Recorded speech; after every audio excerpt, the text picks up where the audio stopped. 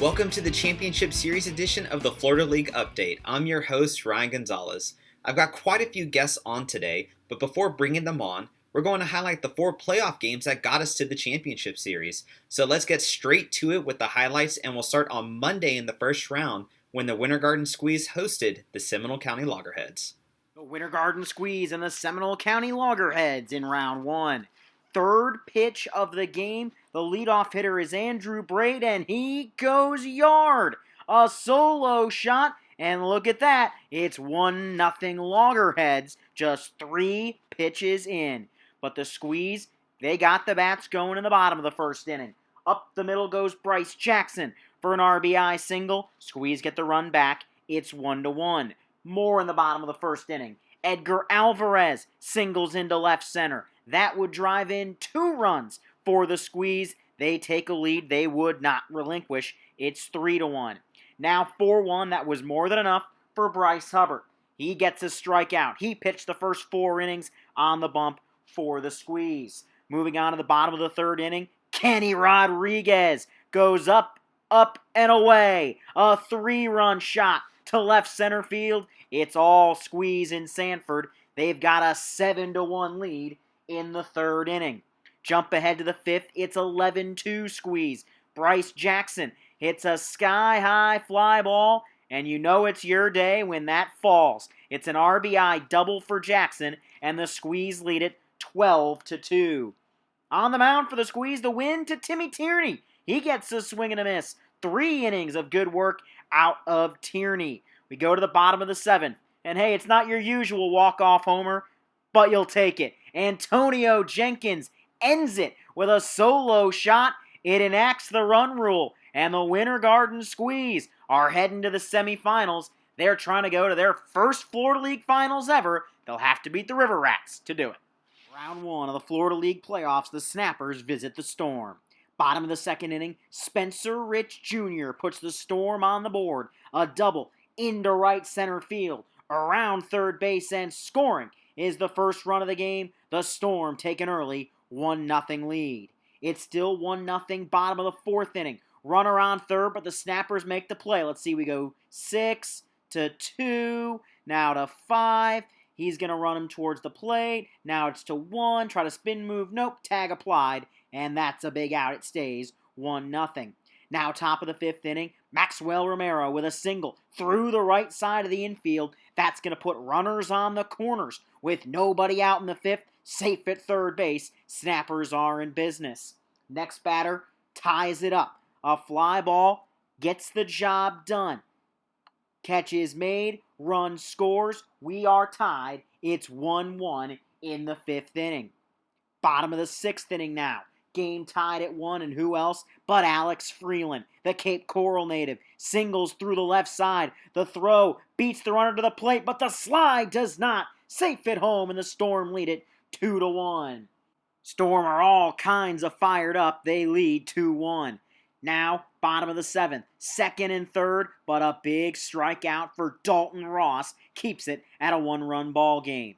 Top of the 8th inning, tying run at second. Austin Davis puts down the bunt, but it's thrown away on the attempted throw to first. Runner comes in to score. This game is tied at 2. Later on that inning, it's Gio Lorenzo. Fly ball over the head of the left fielder, all the way to the fence. 1 run will come in to score. Here comes Davis around third. He beats the throw, and the Snappers lead it 4-2. Snappers lead is now 6-2, but the bases are loaded, and Dalton Ross gets out of it.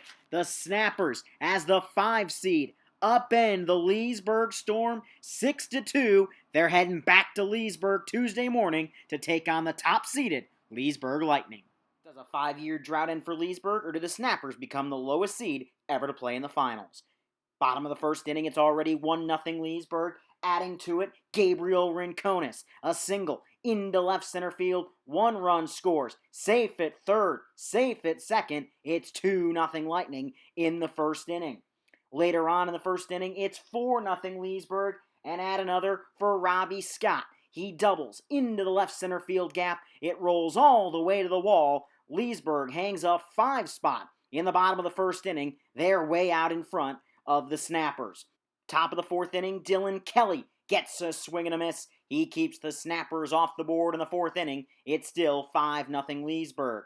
Now to the bottom of the fifth inning, Gabriel Rincones adds to the lead. He will plop one down, just avoiding the dive of the left fielder. 2 runs come in to score. The Lightning put 4 more on the board in the fifth. It's 9-0 Leesburg.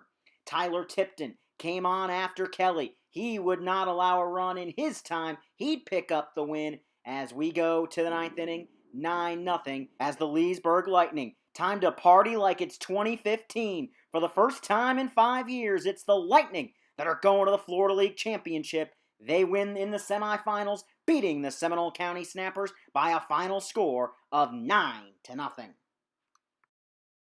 The Sanford River Rats haven't won a playoff game since 2017. Winter Garden has never been to the finals. Which one breaks first? Tony Rossi was tremendous. 10 strikeouts in 5 innings of work, including a K there. Now, bottom of the fourth inning, Tom Jostin does a job. A ground ball to the right side of the infield gets a run in. It's Sanford that strikes first, 1-0 in the bottom of the fourth inning. Later that inning, a good outing out of Parker Messick. He gets Jared Candy to swing and miss, keeps the game 1-0. Now 2-1 Rats. How big was this play? Jostin flips it with his glove, starts a 4-6-3 double play. That was with the bases loaded, and it keeps Sanford up 2-1. The Rats are all fired up at Memorial Stadium. Next half inning, bottom 7, there goes Brandon Fields. Hits one way up and out of the ballpark. A solo shot to left field. And keep that one in mind, that'd be important. It's 3-1 Sanford. Now top of the ninth inning. Did you really think the Squeeze were going quietly? Noah Dickerson, down the right field line.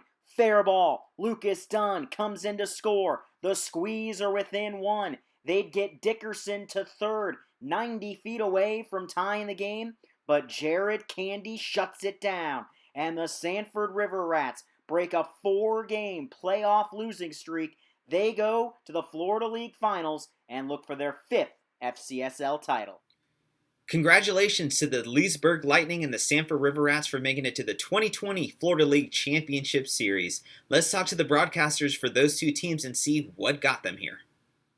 All right, I am now joined by Zach Smolin. He is the Leesburg broadcaster, knows everything about the Lightning and Storm, but, Yeah. here we are in the championship. We're down to 2. We got the River Rats and the Lightning, the top 2 teams in the league going head-to-head. That's some exciting stuff that we have. So, Zach, why don't you tell us a little bit about the Lightning, how they got here, and what you're expecting to see from them in this championship series? Well, if you're asking, let's start with how they got there. The reason that the Lightning are in the championship series is because they just have that passion, that attitude, and that drive that it takes to win ball games. Everybody on this team is an incredibly hard worker. I believe that 1 through 10, Leesburg probably has the best lineup just because of their plate discipline alone. I mean, as a team in the regular season, they had a .419 on base percentage. They led the league in runs scored, and walks, and hits. Like, this is a team that offensively is very, very sound. And then their pitching staff, just all around, the way that they come together, it's interesting. They're a very cohesive group. I believe I was talking to Dylan Kelly before the game yesterday, and he said that, a lot of teams, and this isn't just the Florida League, just everybody else, a lot of teams have a lot of great individual players, but he believed that the Lightning played the best together as a group. And I think that camaraderie, combined with their talent and the leadership of their coaching staff, have really been a big difference and are why they're here today, and not just the 1 seed. Very nice.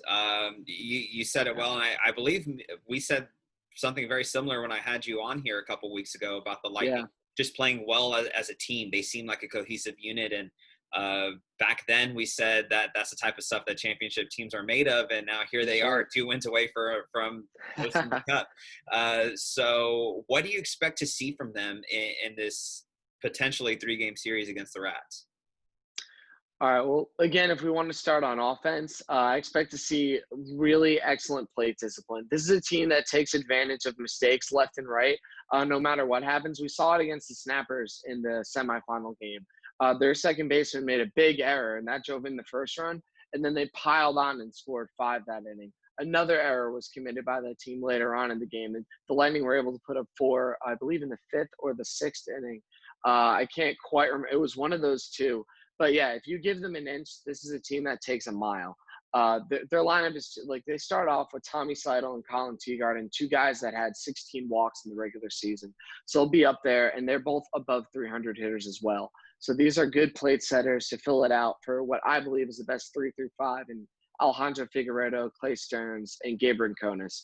So they have a lot of plate discipline, a lot of guys that can knock the ball in and bring runners around. So that's something that I expect to see. And then on the pitcher's mound, I mean, just guys that pound the strike zone. The first two guys that they'll be sending out, actually all three of them, Nate Henderson, Sam Bennett, and Tucker Smith, they're guys that just go out there and throw strikes. And they do their job. They have good fastballs. They mix them in really well with off-speed pitches. And all three of them, frankly, even if one of their pitches isn't on, they make good adjustments and they're able to, go to their secondary stuff and still throw guys off balance. So what I expect to see is this good, clean, crisp baseball from the Lightning, and it's going to take mistake-free ball to beat them. And regarding the offense, you were mentioning their lineup. They also added Mejia Jr., who won the batting title, in the Florida League, hit over 450. So that makes that lineup a little bit deeper, which is kind of scary. It does, but one thing I'll add about Mejia is you won't see him starting at all this series, I don't think. I was talking to Coach Billings, and he says, well, it's great to be able to add a guy like Mejia. The reason he's there is because Gabe's ankle has been tweaked a little bit, so they're not sure about his viability in right field. But he'll still be extra hitting like we saw in the past couple of games. But Mejia is only really going to come in maybe as a defensive replacement here or there, because Rich said that it's just not fair to the guys that have been there all year long. Like Colin Teagarden's been out there in right field, and he's kind of a super utility who plays all over the infield, but his bat is really valuable. So while they added Mejia, and they also added Zach Henderson, who is one of, I believe, the best two relievers in the league, him and Dalton Ross, those guys, they'll have an impact. But again, Rich is more concerned about, the Lightning. This is a group of guys that earned it, deserve to be there, and it's no knock on Henderson or Mejia, but they'll play a role. But it's not like they're going to stick Mejia in the leadoff spot all of a sudden. He'll probably come in later in games, maybe pinch hitting or pinch running. That's very good insight there from the guy who knows it all about Leesburg, for sure. I know you're looking forward to this championship series, probably more than anybody. It's fun. Maybe. It's been a lot of fun, and we look forward to hearing you in the broadcast booth for the Lightning and Rats championship series. All right, Ryan, thank you so much for having me on, and I can't wait for Thursday and Friday. Thanks, Zach. I am now joined by Matt McClure. Matt, you've called pretty much all the River Rats games, or not pretty much, you have called all the River Rats games in Sanford. Sanford's been your home this summer. What do you expect to see from the River Rats in the championship, and how did they get to this point? Well, I expect the pitching staff to just continue what they've been doing all summer long. This is a pitching staff really that carried them from the entirety of the season. You saw at the beginning of the season and towards the middle when they had a little bit of a rough patch offensively, it was their pitching staff that kept them in ball games. Guys like Tony Rossi, we saw his performance on Tuesday, what he's done. He's the strikeout leader, could be a Cy Young candidate for this league at the end of the season. Jared Candy, who, in my opinion, probably will get the ball in game one against the Lightning. And I think that's been the biggest thing for them. Their pitching, you look at their bullpen, guys like Doug Kirkland in the closer's role, Zach Holcomb, or Josh Montero's used him to get lefties out. And guys like Kyle Kramer as well, who's really come into his own over the last few weeks of the season. He's been getting people out. And those three guys really in the bullpen have been awesome for them. And it's just carried them throughout the entire season, because now the offense is starting to get up a little bit and you're starting to see guys step up. But it's been the pitching staff for this team all summer. Yeah, and you mentioned Jared Candy potentially getting the ball in game one. He is indeed getting the ball in game one of the series. Game two is going to be Grayson Moore. Game three is TBD. So in terms of the River Rats. So you nailed it right there with Jared Candy. We saw him close out that game against the Squeeze on a few pitches, and he's been pretty dominant. Not a bad guy to turn the ball to. Now, what do you expect to see from them in general? They're going to be the underdog, which is kind of weird to say about the River Rats, because they've been, one of the best teams in the league, but now they're coming into the series as the 2 seed, they will host game 1, but games 2 and 3, if it goes to game 3, will be in Leesburg. And everyone's kind of going with the Lightning right now. So does the River Rats being an underdog, does that make them a little more dangerous? I think absolutely. I mean, just having that extra gear and bringing that extra pressure for them could help them in the long run. I expect them to play well in this series. They've gone up to Pat Thomas Stadium against the Lightning and beaten them twice at their home stadium. Now, the Lightning did beat them in the last game of the season here in Sanford, but this is a team right now that is one of the hottest, if not the hottest, in the Florida League right now. They've won 9 of their last 10 games, had an 8-game win streak, eight-game win streak, and then the snap by the Lightning. But this is an offense right now that has gotten a lot better over the season. Now, they've struggled here and there scoring runs, but I talked to Josh Montero after a few games towards the later part of the season, and he said he was waiting for his young guys to step up, and that's exactly what they've done. The Dylan Cruzes, the Brandon Fields, those 2 guys have been huge for them. And when you add that to guys who have already really been awesome all year, like Justin Farmer and Josh Crouch, you really got a solid lineup there for the River Rats. And this is a team, like I said, that has had success against the Lightning, beating them twice out of 3 games. So I expect this to be a championship level series, man. I think it's going to be awesome. Before we get to our predictions, it's time to talk about our players of the week. Congratulations to Dylan Cruz of the Sanford River Rats on winning the FCSL Player of the Week.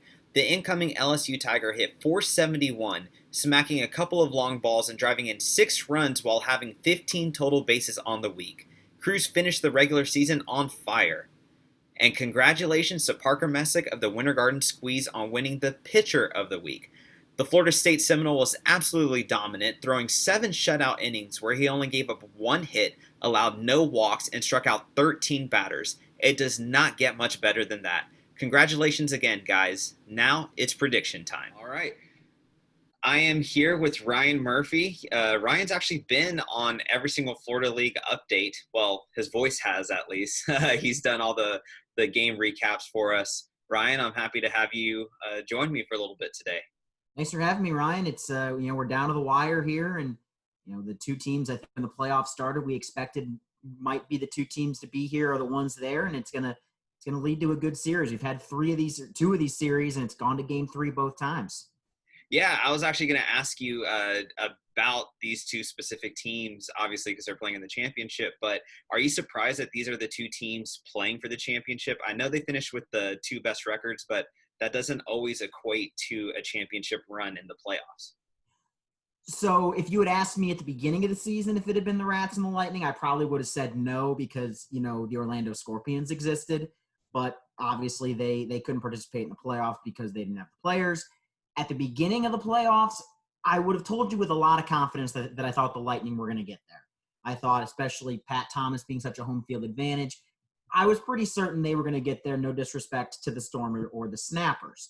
The Rats, as good as they've been, the Squeeze were an interesting matchup for them because they had Hubbard and they had Messick to go with.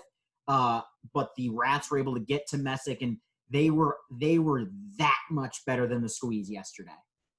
That double play that Jostin starts, they get out of some jams. They were that much better than the Squeeze yesterday.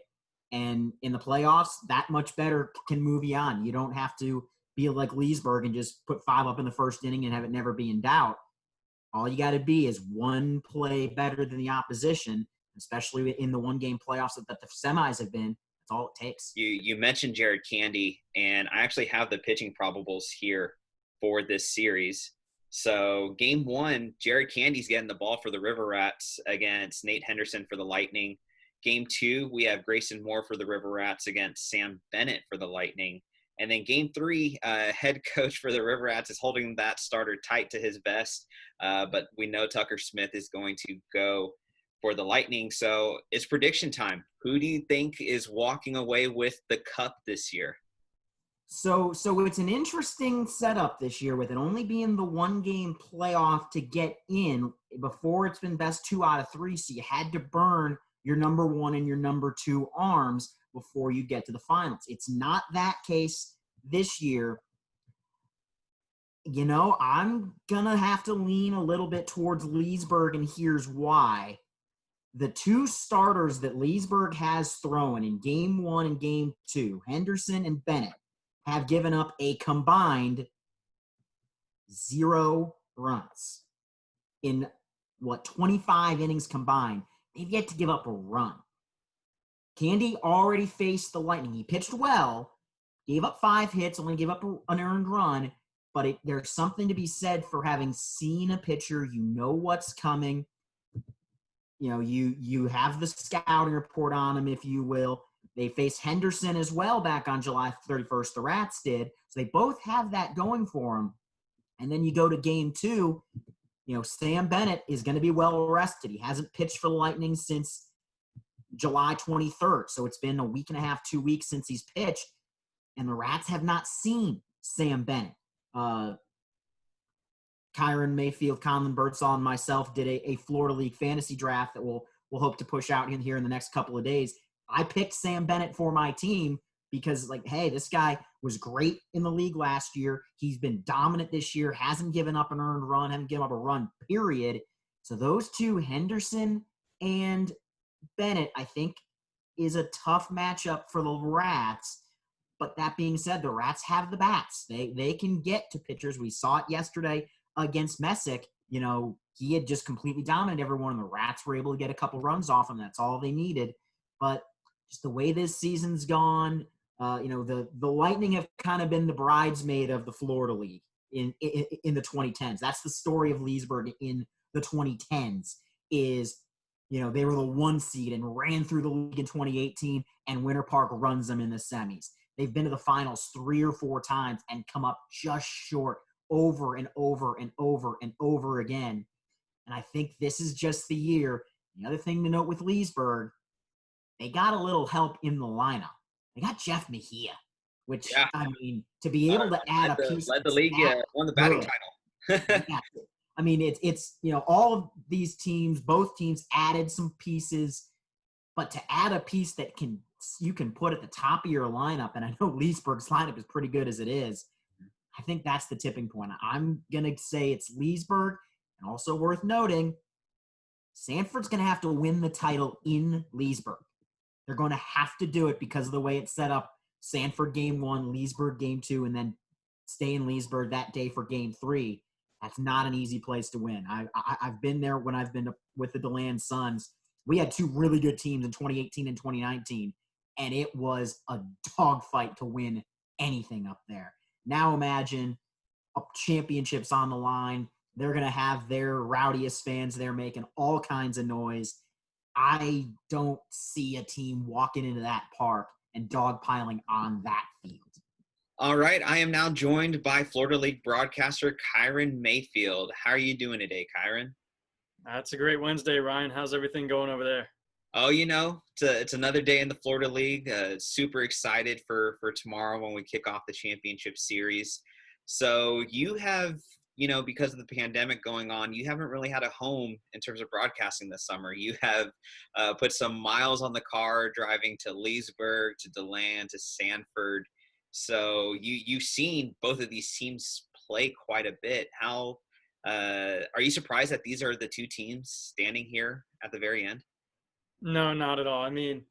As the season progressed, you kind of saw them break away with the Scorpions a little bit at the top of the pack, and I'm not surprised at all, especially now just looking at their entire team. Both these teams just have great pitching, great hitting. I knew the squeeze would give the River Rats a run, so I thought they had a good chance to make the championship game, but it doesn't surprise me at all. Yeah, I'm right there with you. So I actually talked with Ryan Murphy before calling you for this, and he said the same thing about the squeeze. And I feel like I'm going to hear that all day long regarding the squeeze. And it was, you were there calling the game with Matt. It was a fantastic game from start to finish. It felt like a big game. Oh, yeah, it kind of had that championship game feel to it. The River Rats were dominating for most of it, but the squeeze were just right there, and it's dangerous when you let a team like that hang in there. They almost pulled it off. They had the bases loaded in the 7th with an out, couldn't get it done. They had the tying run on 3rd and the 9th, and it's just all about the execution, and the River Rats just did enough to seal the game. Yeah. And so, as I mentioned, you've seen both of these teams play quite a bit more than a lot of people have for sure. So it's prediction time. Game one's tomorrow, games 2 and potentially game 3 on Friday, potentially Saturday if there's some unfortunate weather that pushes it to then. Who you got? Who you going with? How many games is this going? That's such a tough question. It's been a really interesting series between these two teams. The Rats have the advantage at 2-1, and oddly enough, the home team's lost every game. So that's just something interesting. But I definitely feel like the Leesburg fans are going to show out on Saturday when the games move over there. It's tough for me. I can definitely easily see it going 3 games, but I also wouldn't be surprised with a sweep by the Lightning. They are my personal choice for this. I think they have the most well-rounded team, and it would have been really close, except I saw recently they added Zach Henderson and Mejia Jr. to their roster, and I think that's just going to push them completely over the top. But it's just going to be a nail-biter throughout the whole series. These two teams are top 3 in almost every statistical category in the league. They both have great pitching staffs. The Rats have just incredible depth at in their starting rotation and their relievers. They've got out of the 13 pitchers that have thrown more than 4 innings this season, 10 of them have an ERA under 3. So it's just incredible by them. But when you look at the Lightning, you take a look at their offense, and they've got 7 batters that hit over 300 in the regular season. The River Rats were able to shut the squeeze batters down on Tuesday, 15 strikeouts. I don't know if they'll have the same luck with the Lightning. Me, Conlon, and Ryan, about a week ago, we held our own little FCSL fantasy draft, and I looked at my roster at the end, and every hitter I drafted was hitting over 300, and that's kind of what it feels like with the Lightning squad right here. Very nice. Well, I'm sure we're going to have a fantastic series ahead of us. I'm super excited. We saw their game last week. The Lightning won that nail-biter 4-3. So if that is a preview of what's to come tomorrow and Friday, we are in for one heck of a series.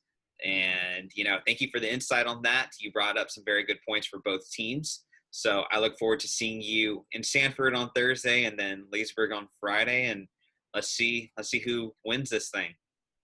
Oh, it's going to be fun, Ryan. We're going to see a lot of deep balls, 7 doubles, 4 home runs between these two teams in the season series. And I got to tell you, don't be surprised, even though if the River Rats jump out to an early lead, you'll see this Lightning squad creep back in. Throughout the season series, they've scored 11 runs. Over half of those have been in the final 2 innings, so they cannot be counted out until the game is completely over. That's a very good point. Well, thank you again for joining us, and we will definitely see you at the ballpark tomorrow. I look forward to it. See you then, Ryan. I am joined by Conlon Birdsall. He has been one of our broadcasters this summer, like Kyron, a road warrior with the pandemic and all. Not really a home for you this summer, but still calling games, traveling to Sanford and DeLand and Leesburg. And so you've seen all the teams in the league quite a bit, Conlon. I'm happy you can join me. Yeah, it's good to join. I've had a great summer so far. Just, getting to watch every team has been a blast, and I honestly love the experience of traveling around. Awesome. So with that being said, and you seeing all the teams, we're down to the Lightning and the Rats. They're playing for it all. Are you surprised that these are the last 2 teams standing, considering everybody you've seen? If you would have asked me at the beginning of the season, I was kind of surprised. I had other teams there, but actually watching the Lightning the last few weeks, I can see them there now. Once I saw them beat up on the squeeze, I kind of figured they were going to be the last spot, even though they were number 1 seed. I wasn't sold until that game. And then for the River Rats, I still kind of had them losing in the playoffs, but they pitching showed up and they're here, and that's our final 2. So the pitching showed up in a big way for them yesterday when they beat the squeeze 3-2. One heck of a game in Sanford, and I've talked to everybody about their predictions so far. So now it's prediction time from you. Who do you think ends up hoisting the cup at the end, and do you see this going 2 or 3 games? I see it going 2. That's my first. it's going to be close, both games. This gave me a hard time actually to pick one, because at first I was leaning Lightning because what I've seen from their offense and then the pitching. But I thought about it really hard, and most of the time I pick with the pitching, and pitching wins championships. I'm going to go the River Rats just because of the rotation they have, and Candy, Kramer, Kirkland. They'll strike you out. They look good. While the Lightning, they look good, but I saw like they kind of are hit or miss sometimes and are missing the zone sometimes, and I just go with pitching when it comes to championships. Very well said. It's going to be a fun series for sure. I definitely look forward to seeing you in Sanford tomorrow for game 1 to kick off this championship series. As we know, games 2 and 3 will be on Friday. So thank you for joining, Conlon, and look forward to some really good baseball to close out the summer. Thank you. I'm really excited about tomorrow. And that's it for this championship series edition of the Florida League Update. It looks like the experts are going 2-1 Lightning, so we'll see if that prediction holds up. You can watch the 2020 championship series exclusively on Flow Sports and follow along on the River Rats and Lightning social media accounts, as we will have exclusive in-game highlights, interviews, and photos on their Twitter and Instagram platforms. We will also have a championship celebration edition of the Florida League Update this weekend, so stay tuned for that. Good luck to both teams participating in the championship, and as always, wear a mask.